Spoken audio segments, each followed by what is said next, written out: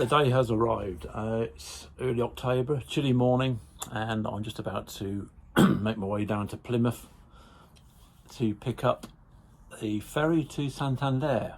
For the second time this year, I've travelled on that boat. The last time I was returning from Spain. Been planning a trip to Morocco for about a year now. Was going to do it early in the year, decided to leave it later. So just doing my final checks and I'll be on my way. So it's untested, but hopefully this is going to get me all the way down to Morocco, and the plan from there is to go across the Atlas Mountains, heading towards the Sahara Desert, travel west to the Atlantic coast and work my way back up to the Mediterranean and back home. And I've got myself a spare, well not a spare, but another tyre, because I'll just square that off if I ride that down to southern Spain. So the plan is to change that when I get to southern Spain. Hopefully this one here will last me till I get down to southern Spain. But yeah, there we go. That's it, folks. Time to leave. 2 to 3 months in the planning, I was finally on my way. But leaving your family behind on these trips is never easy. In fact, it's the worst part. The excitement of planning your trip finally gives way to waiting and waiting for the departure day, which when it arrives, you actually start to dread. I always go through a load of negative emotions prior to leaving for a trip, especially having read of the terrible recent conditions in Morocco following some of the worst flooding in memory. But you have to punch your way through and just get on the road. And when you meet up with fellow biker nuts like these on the ferry doing the same, the excitement begins to return.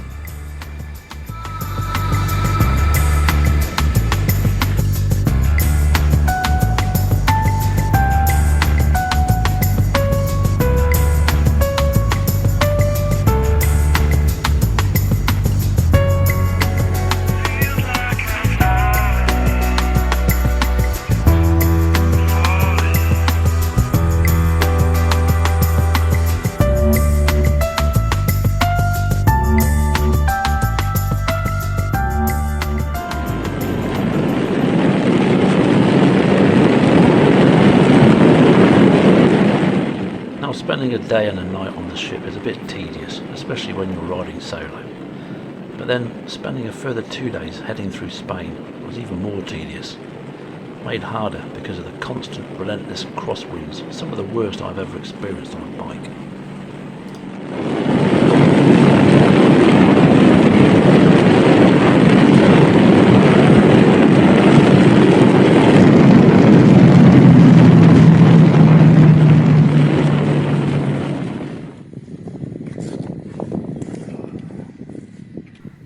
Finally, having rode around 900 miles over a 2-day period in high winds, I arrived at the Mediterranean Sea exhausted. Now I had to find a tyre centre to change my rear tyre and a campsite ready for the ferry in the morning.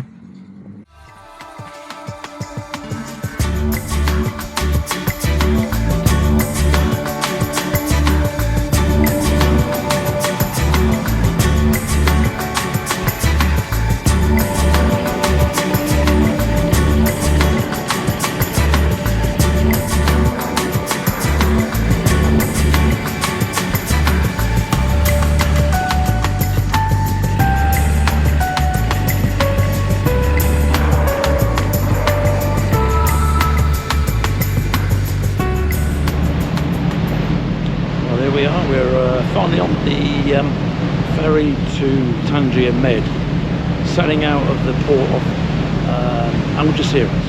So I've made my way down to Algeciras and I've hopped on the ferry, just winged it, didn't book it, hopped on the ferry to Tangier Med, which talked to some British guys yesterday, said that was probably the best option.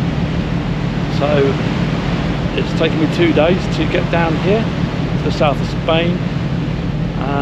I've still got the tyre on the back, which I failed to replace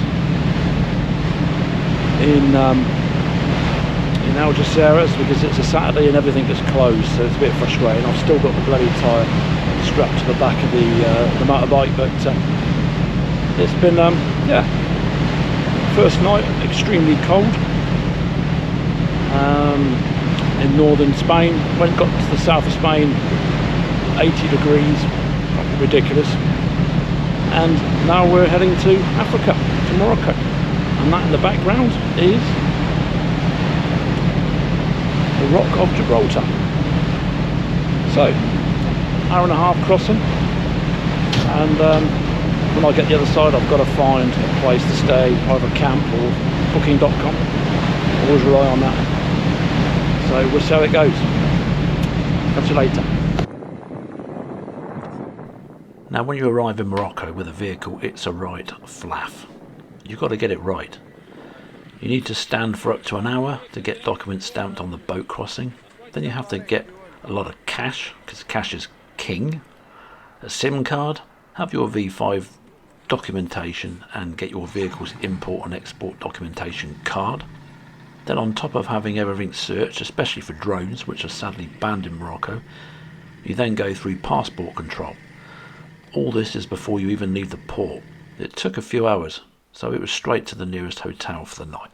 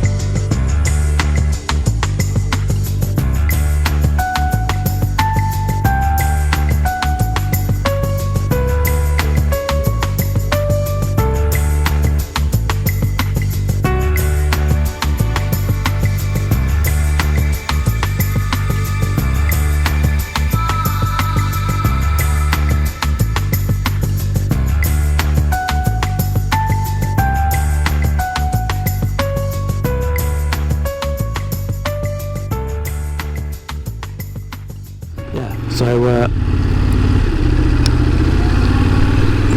fairly high up in the mountains. It's still about 33 degrees. Bloody heat's killing me. I think it was up here. No? It's like, yes, no, oh. It's the trouble with maps. It takes a few minutes to think about it, and it lets you know, doesn't it? Then you've gone past it. Yeah. People shouting across the road, "You want a hotel?" It's up here. I think it's up here. Come on. Come on, sat nav, wake up.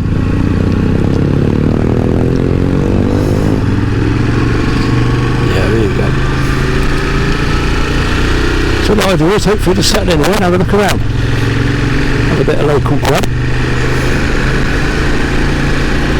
I could have camped, but to be honest with you, I thought of waking up in a tent in 33 degrees, well, whatever it'd be in the morning.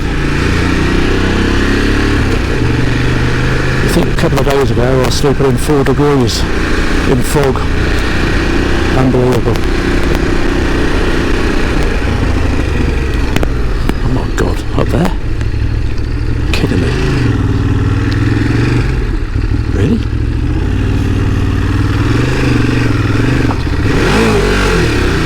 Oh yeah, right, here we go. This is the sort of thing you get. Oh, fuck's sake.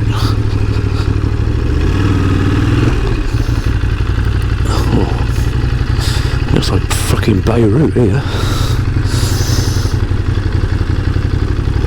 Not just typical. What did I do wrong? Now it's telling me to turn right. Oh, I don't just love these sat-navs.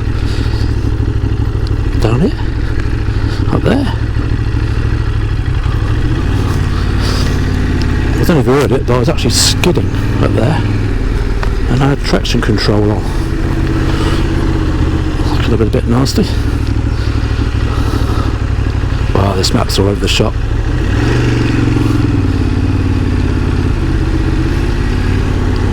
not very well booking these hotels.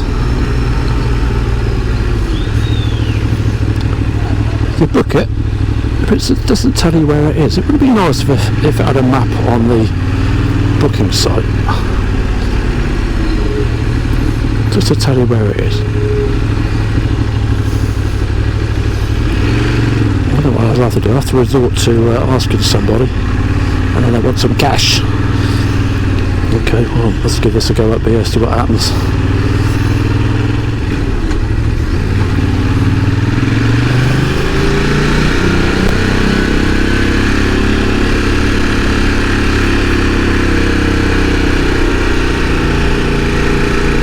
This is probably the worst bits of this sort of travelling, when you're relying on technology. I'm just going to take me down some shithole of an alleyway in a minute.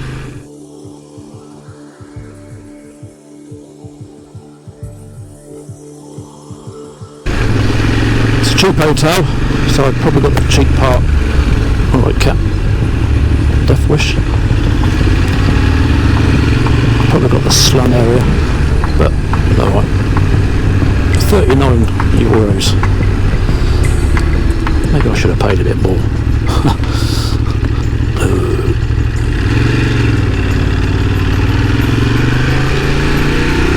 Might have a nice view anyway. It's got some fairly good reviews, so I'll give it a go. A bit late now, I've paid for it. That's the other thing about booking.com, last minute, it will take your money and it won't give you a refund. Oh my god, it stinks.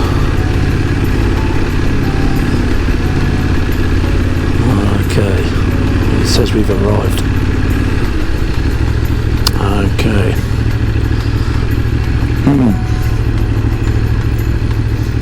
Me no likey.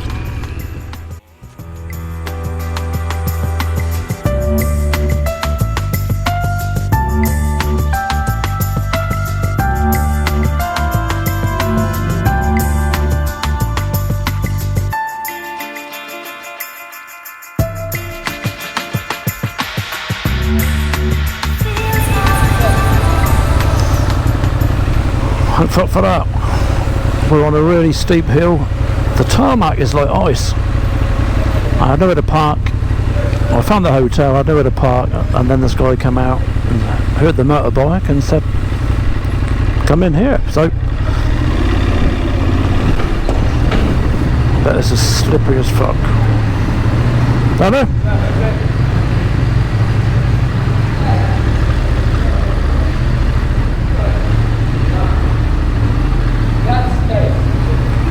Perfect. Yes. Well done, thank you very much. Okay. Here is very safe, okay? So don't worry about nothing in your motorist, okay? When you go to the hotel, I want to show you the many pictures about that guy's many Okay, no, I'm save it from the people, from the sun, from everything. I'm just glad you came out and found me because it was on the hill.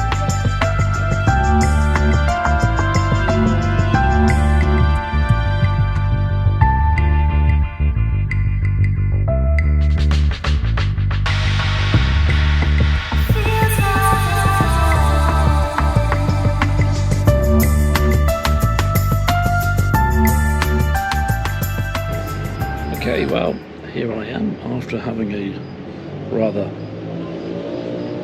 quite an interesting walk around Chefchaouen, which is the place where I'm residing tonight.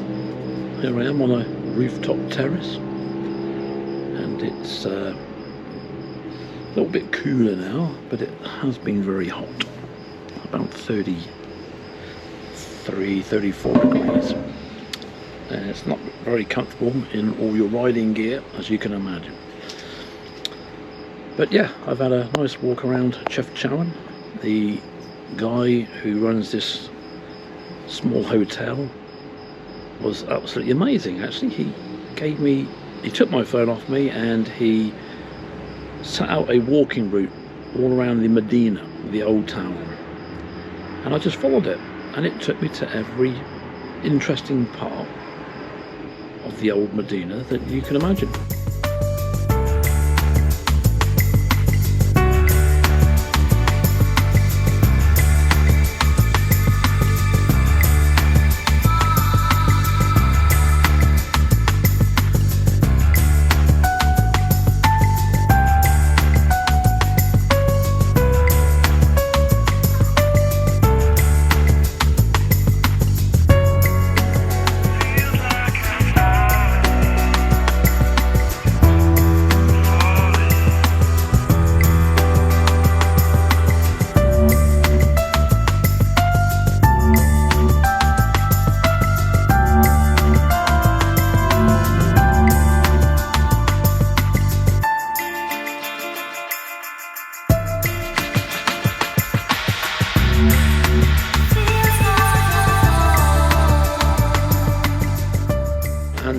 took me to a bar, which is used by the locals, right away from the tourists.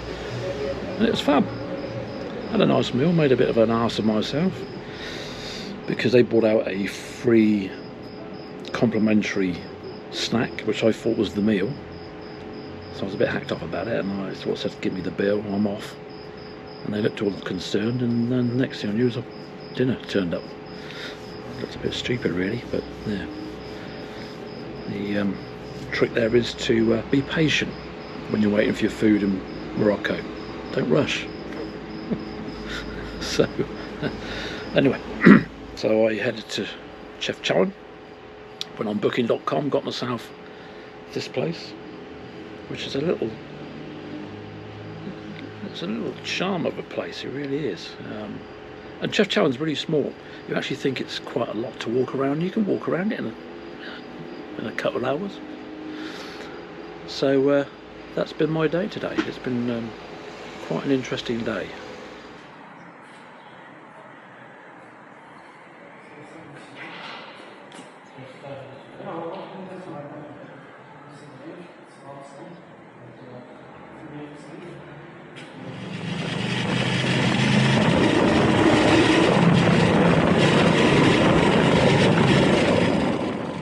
Well, it was time to say goodbye to the lovely town of Chefchaouen, not before finally getting my rear tyre changed in a local garage, which, by the way, refused to take any money.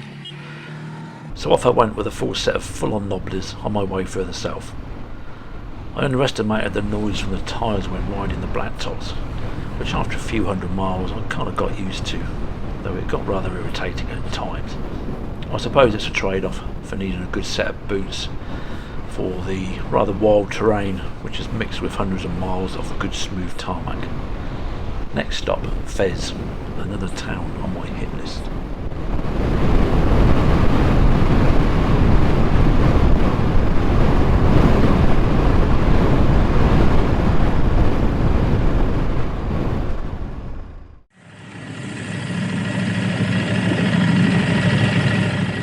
So I eventually arrived in the old town of Fez, with some obvious parking issues. The hotel said there was parking. Everyone, brother, here. There is no parking for everyone. The hotels is it like mafia, you understand? Always they send you in the message, we have parking, we have everything, but there is no one has parking. There is public parking outside, and then there is no parking. This is pay, you have to pay for parking. Well, because they are mafia, brother, yeah. Everyone looking for in TripAdvisor, every hotel here in Medina, they said we have parking. But nobody has parking, brother. They are not good people, you understand? They are not. Well, this guy was actually right. There isn't no parking within the centre of the old town. But he was after a little bit of protection money. I decided to stay in the more traditional house they called riads. These places used to be the homes of the wealthy, designed around a garden or an inner space, which is an oasis of peace compared to the bustle of the outside. Unfortunately, I had to park my bike around half a mile in a public car park, shown the way by the reception.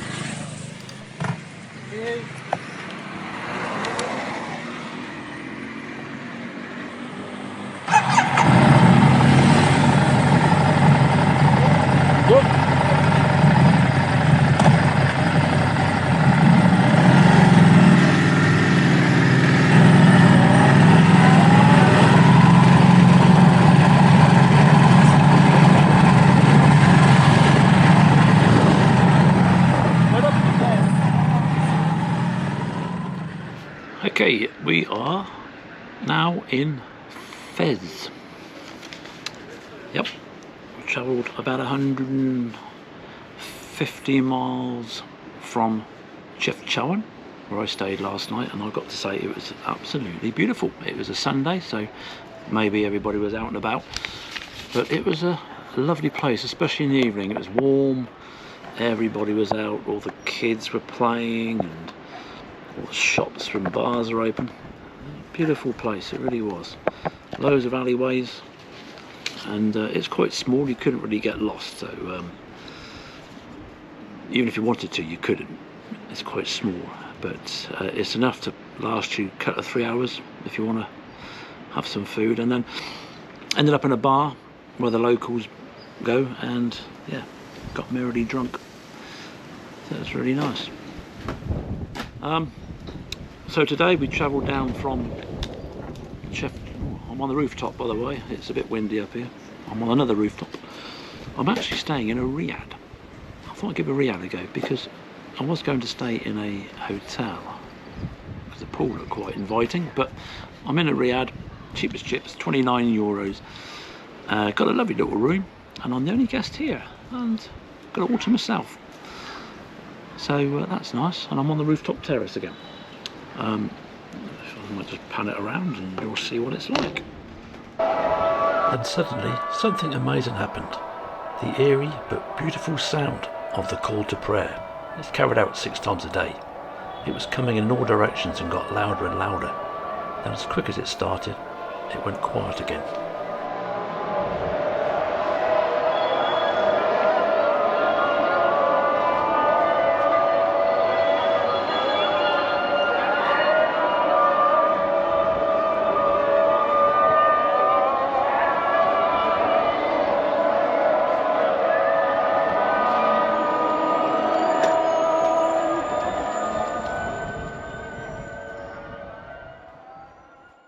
So, I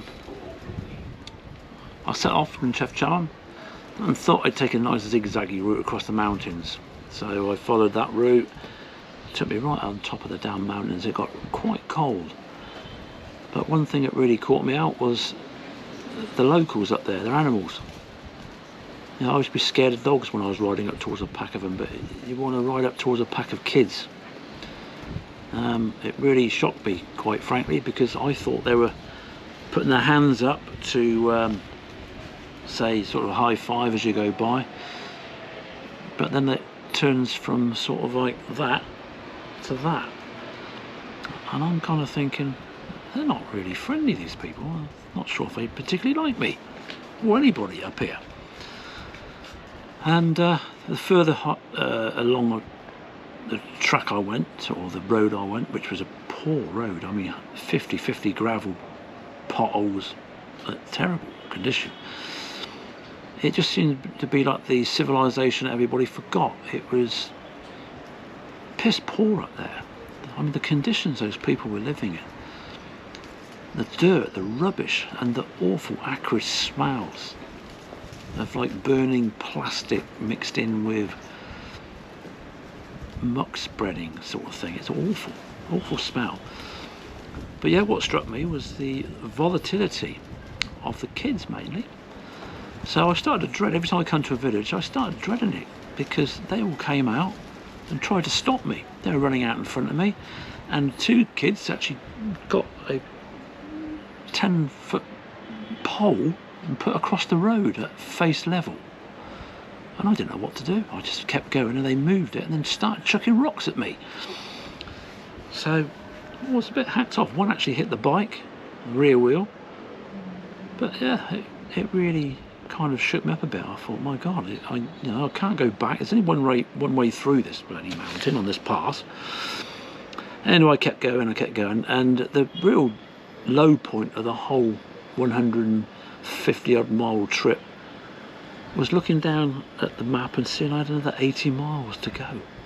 God. It just went on forever.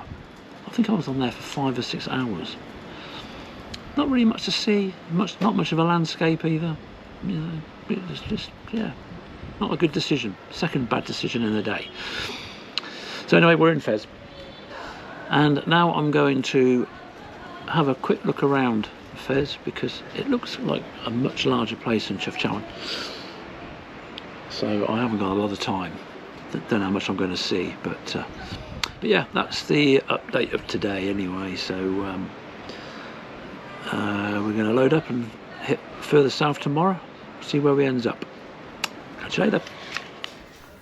So here I am walking around the old Medina, which is the old marketplaces of these Moroccan towns. Fez is one of the oldest cities in Morocco, with around about 1 million inhabitants, of which around about a quarter still live within the walls of the old Medina, which feels like it's suspended between the medieval and modern eras.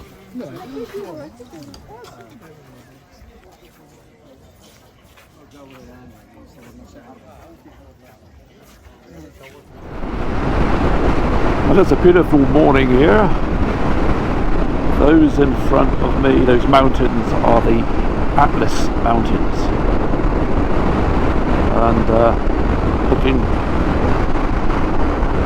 rather grand there in the distance.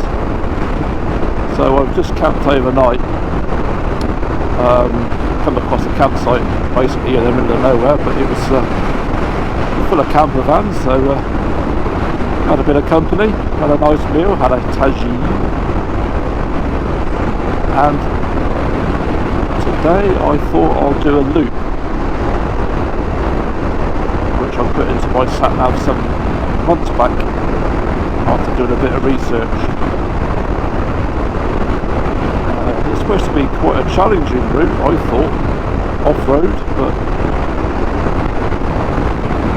like everything else in Morocco, the tarmac road leading to it, but we'll see where it takes us. And I've left the tent back at the campsite because I want to do some mines nearby later on today. I really should have done a dash across the mountains today, good early start, but I might spend just another day there, another night there rather, so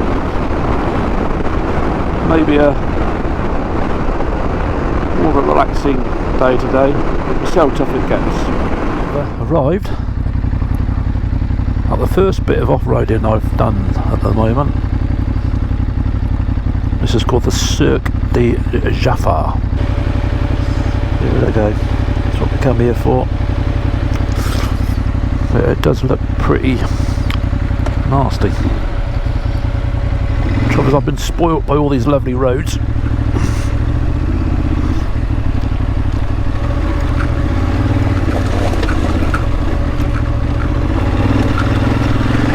I'm a little bit lighter now because I've left my camping gear back in the campsite.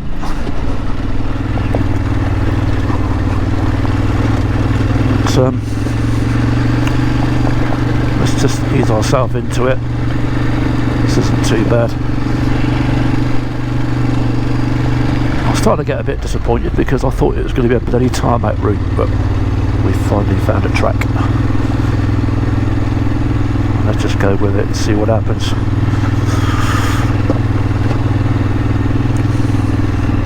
It's funny, you sort of get into a comfort zone of having nice roads, making good progress,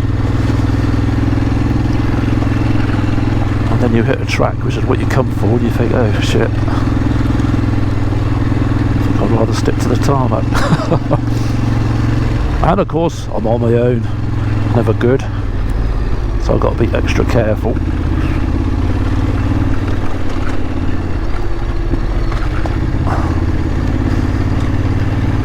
Deflate the tyres a little bit.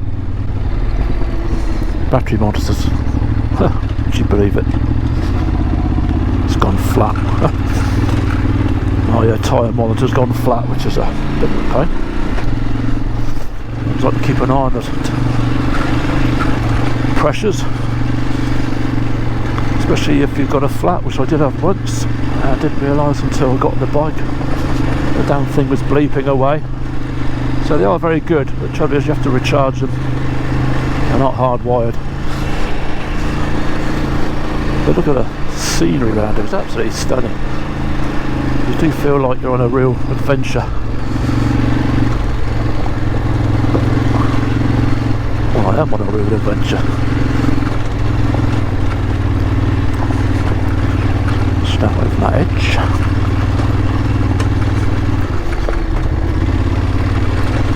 Hopefully I've got some good tyres anyway. The front one's done a cut of, well, probably about 1,500 miles already. The rear, as I might have mentioned earlier, is fairly new. Had it fitted in Chefchaouen, so I've got a new knobbly on the back, and I've gone for the Motos Rally Z, front and rear. When I was in the Pyrenees earlier this year, I met some British guys who swore by them, so they seem to be quite good, fairly good on the road, though it does. I mean, the handling is. There you are. How you doing? Hi. How you doing? Good? Good. Are you prepared for sketchy off-road? I've been all the way through, so in some places I think it will be too difficult for you. Oh, you won't be able to get through? You think it's too hard? Oh, because I'm on my own as well, you see. Yeah, if you get through some sketchy stuff not far away from here, you will get into a very steep hill. Right. It's quite slippery. But kids and people are coming and give me money. There will be local doing the same. I had some kids day before yesterday with sticks, and they throwing stones. So Okay. you have to be careful if you're going up towards Tangier.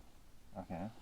Stay on the main road. Don't go on the back roads over the mountain, because the kids there are pretty nasty. That's next level. Yeah, they try to stop you with branches, you know, Yeah. along the road. You slow down and they throw rocks. Yeah. Anyway, it wasn't pretty. What happened to them? I wonder.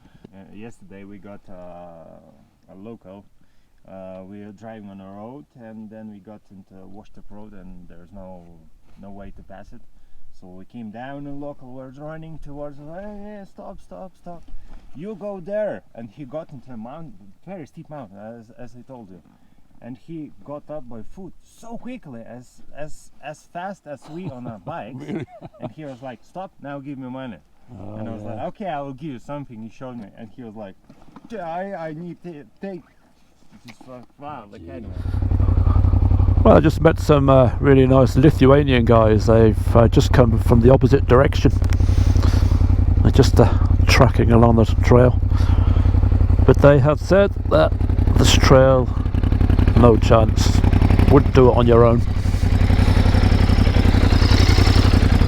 Maybe a few more kilometres, but the roads or the track's been washed away, and it's not passable. It's muddy and stuff, so I'm not going to risk it. I'm going to go a little bit further, take some pictures, and I'm going to have to go all the way back, so I won't be able to do my loop that I was planning. But yeah, that was lucky that I met them, because I may have pushed on and got myself into trouble. So it's always nice to pick up a bit of advice from someone coming in the opposite direction. So well,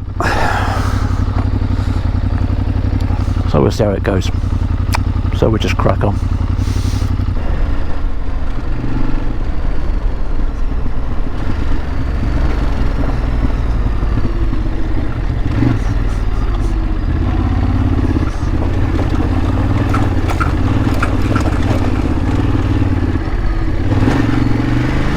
Okay, I'm now heading back. I've turned around. I fell off. Yeah, I could have crossed the washed away trail, but I thought, what's the point? Nearly got apprehended by some mad old lady who looked about 110. I've never seen someone that old run up the side of a mountain so quickly to try and, I don't know, mug me, rape me. I don't know what she wanted, but she was waving her arms around, shouting. But yeah, it's maybe she was only 25, I don't know, but she looked about 110. But my God, did she move? So what with that, and stupidly dropping the bike as I was turning around, that's all. Just turning around as usual. It's the first time I've actually picked this bike, no, the second time I've picked this bike up, and it is bloody heavy. The worrying thing is, if that happened when you're surrounded by a dog or a mad old woman, it could get a bit gnarly. So I quit. So that's half of my sort of day plan scuppered, but the safe option, I think. Next thing I like to do is visit some old mines in a not too far from here. I think they're sort of like abandoned mines. I'm going to give that a go and take it from there. In the meantime, we're back on terra firma, hopefully in a moment. And I've also got a twinge in my back, which is a bit worrying. But anyway, let's crack on.